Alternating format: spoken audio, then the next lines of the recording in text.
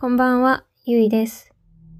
これは私が今の部屋に引っ越してから1年ほど経った頃の話です。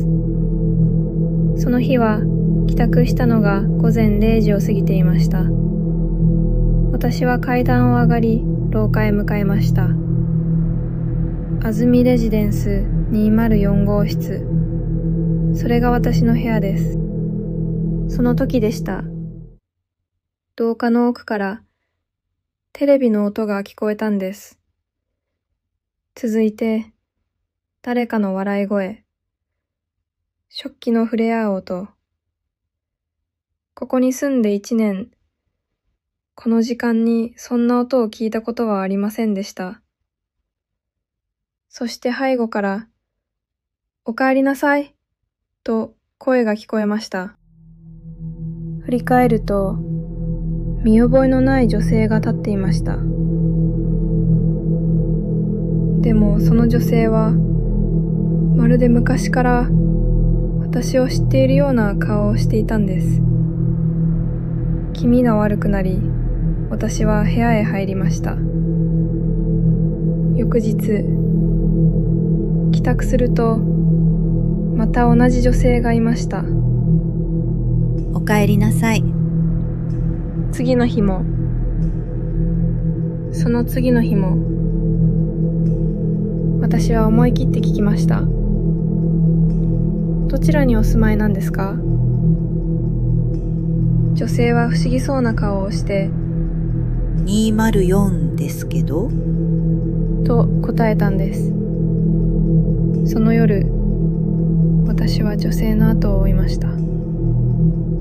女性は廊下の奥へ歩いていきます。でも、その先は行き止まりのはず。ところが、女性はそのまま壁の向こうへ消えたんです。私は思わず駆け寄りました。そこには古い木製のドアがありました。ドアには204と書かれていました。私は恐る恐るそのドアを開けました。その先には古い木造アパートの廊下が続いていたんです。そこには確かに人の暮らしがありました。すれ違うたびにおかえりと言うんです。その時でした。ふと掲示板が目に入りました。そこにはずっと昔の日付が書かれていました。その瞬間、どこか焦げたような匂いがしました。気づけば廊下の空気が煙っぽくなっていました。住人たちは誰も気づいていません。廊下の奥でエプロン姿の女性が笑っていました。直後、どこかで悲鳴が上がったんです。続いて、焦げた匂い、煙、慌ただしくなる廊下。私は出口を探して走りました。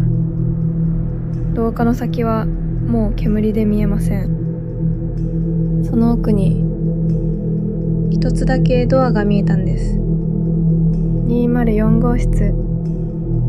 私は迷わず飛び込みました。次の瞬間、私は安住レジデンスの廊下に立っていました。目の前にはいつものドア、204号室。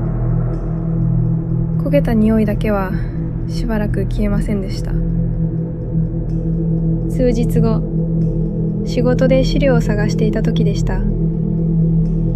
古い新聞の縮刷版が目に入ったんです。木造アパートの火災。掲載されていた写真を見た瞬間、私は息を飲みました。そこに写っていたのは、あの夜、私が迷い込んだアパートだったんです。仕事から帰宅した私は、部屋の鍵を開けようとしていました。